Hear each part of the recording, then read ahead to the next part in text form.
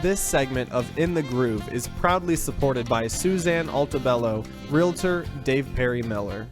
Yeah. We think about some of the work we've done. It has really been around how do you create a sense of belonging where kids feel connected, that they're not judged for their unique kind of attributes that we can value, but rather they're more judged for their unique individualism. Yeah. It's like we want them to be included, feel a sense of belonging, not separated. And I think some of the inclusion work we've seen has had a tendency to create separation rather than actually bring people together. That's the opposite. And I know that's not its intended design, right, exactly. but it tends to do that. And you see that playing out right now in society where we're creating these divisions, right. What I call line in the sand thinking, and we've got to escape that.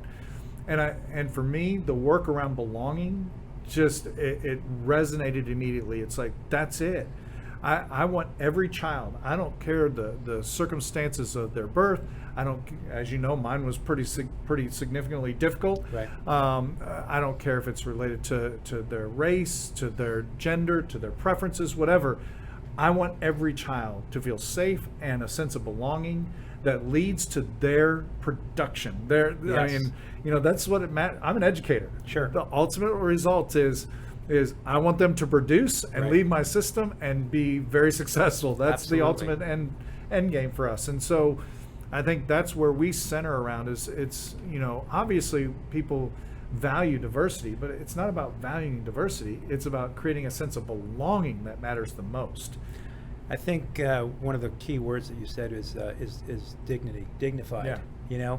It's not a word you hear very often, and for a child or young adult to understand dignity, I think it's a huge confidence booster, because they realize we should all have dignity, individual dignity. And dignity to me, and I say this without apology from a Christian perspective, but dignity is a state of being, not a state of doing. Right. You have dignity because you have been created. Yeah. And that in itself is what is worthy of dignity. The rest is about doing, and we tend to align dignity with doing, and we need to stop doing that. Yeah. That's what creates the problem. That's a result. Exactly, and that's what creates some of the problems that have driven in our society as it relates to how we view people and how we treat people. Is we say, well, you've got to earn that. No, dignity is a state of being, not doing. So the last subject I want to talk about is social emotional learning, SEL. And if you're new to it, trust me, you'll start seeing it more, especially if you have children. You'll see it more in education. But it's really, it ties in a lot of things. And again, we're kind of like talking about that global learning. It really kind of is the glue between a lot of the different types of learning that students already have. I think it's going to, over the next 5 years to 10 years, it's going to make a big difference in how people look at education entirely. Much less from a district perspective, but from a statewide or even global perspective. We have one of our newest programs at Mesquite, and we have several. Now, I told you that we have pre-K all the way up to grades 12. Well, obviously, we're not teaching 12th grade how to break down the syllables. But we're using more of a social emotional learning platform and their own creativity to build their understanding of others, as well as self-express, which is always something that should be promoted.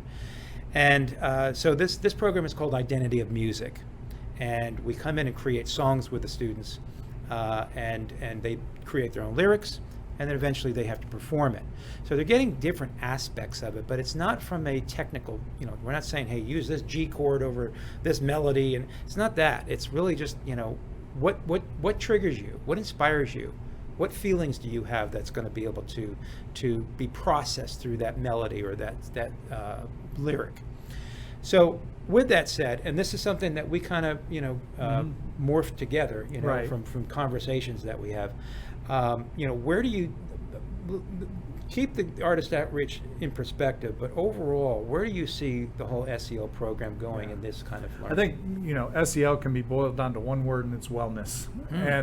And you and I have had this conversation, really, to me, especially in the stress of today's environment, and I think if we can't acknowledge that the last year and a half have been significantly stressful on just about everybody, Educators have experienced it, but so have moms and dads and business people. Everyone's experienced it. And so how do you get to a place of wellness? And wellness is three things to me: physical wellness, spiritual wellness, and mental wellness. Right. As we were talking about it, I feel like music hits on two of those.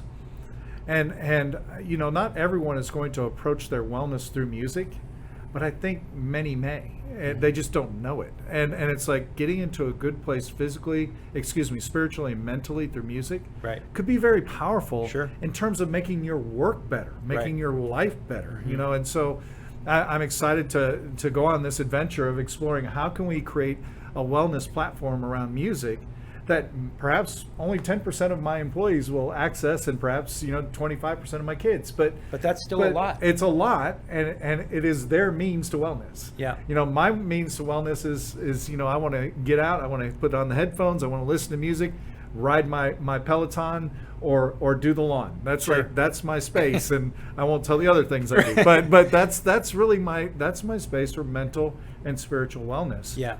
Yeah, the quiet And- time or reflective exactly. time. And even when I'm working, I want that music because Yeah. it does something to me, right? It just puts me in a good place. I think with our adults, working with you, we'll explore this, but I think there might be an opportunity to do some unique things with our adults Yeah. that gives them a space to get into a better place of wellness. Yeah, I'll say two things about that. One is in one of the other segments in the other episodes, we talked about golden music, because this is a program we do with the students where we get them to be quiet, and it's not really to like silence them.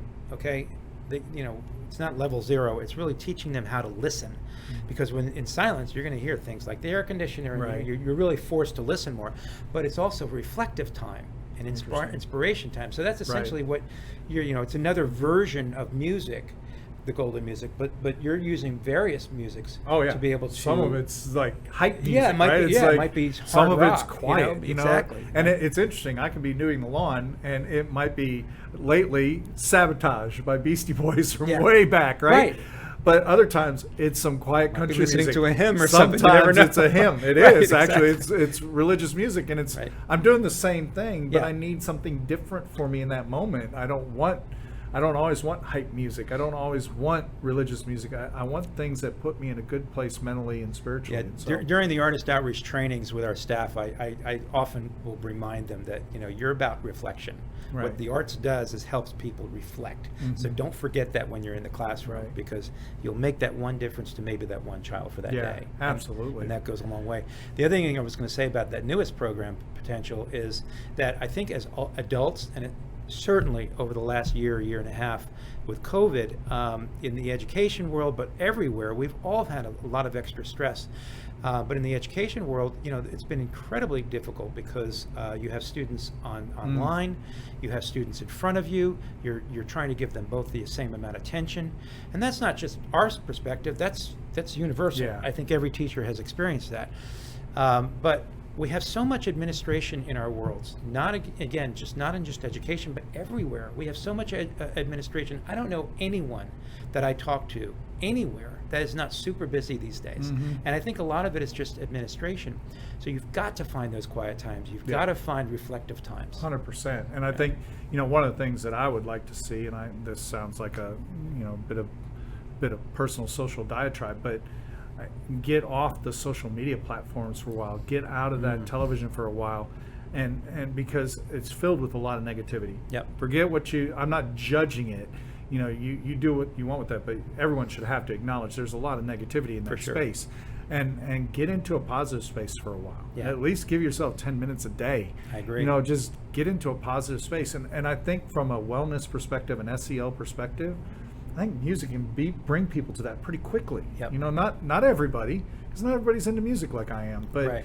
but I think a good portion of our population, it could really be a difference maker if they just give themselves that time. I agree. And maybe 10 minutes of meditation on top of that, and you're good to go. 20 minutes in your day will make a huge difference, I believe. Yeah, exactly. The quieter musics are going to be a little more yoga-like. Right. Maybe not Beastie Boys, but Right. But and like I said, for me, it varies day to day. When I open up my YouTube music, it's like, what am I feeling this morning? Right. That's what I'm feeling this morning. And Right. the other day, it truly was religious music. It's like I'm feeling hymns. you know, and I'm feeling a cappella. Yeah. You know, it's like, To our viewers, the way that works is the way music therapy works is that if you mimic what you feel, in other words, find a music that if you feel angry, then play angry music. Don't play sweet music. Play something that's going to make it out of you. Yeah, because it gets you out of you. That's exactly how it works. Yeah. So, well, this has been a real pleasure. Is there anything else you'd like to discuss? No, I would just say this, and this is not pandering to you, Joseph, but I love what the Artist Outreach brings in terms of innovative ways of looking at learning, innovative ways of looking at how we look at DEI, and innovative ways of looking at SEL. And I really appreciate your leadership in this. It has made a difference in our district, and it's made a difference in our relationship and in my life. So just want to say thank you for that. Well, thank you very much for that. I will say the same thing. And then that the first time I met you, I said, this guy's an innovator. He's a visionary. And I don't always see that in education or anywhere for that matter. But so I always appreciate someone that's so into it. And every time we get together, we always have these types of discussions where we were just on fire with, what else can be done in education so we can help a plethora of students. Yeah. So, well, thank you so much, Dr. Thank you. David Vroonland, Superintendent of Schools, Mesquite ISD. And thank you to our viewers for watching. I'm so glad that you were part of this today. And thank you to our sponsors for making this available for all of you to see.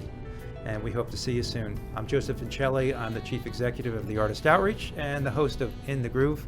We'll see you soon. Thank you.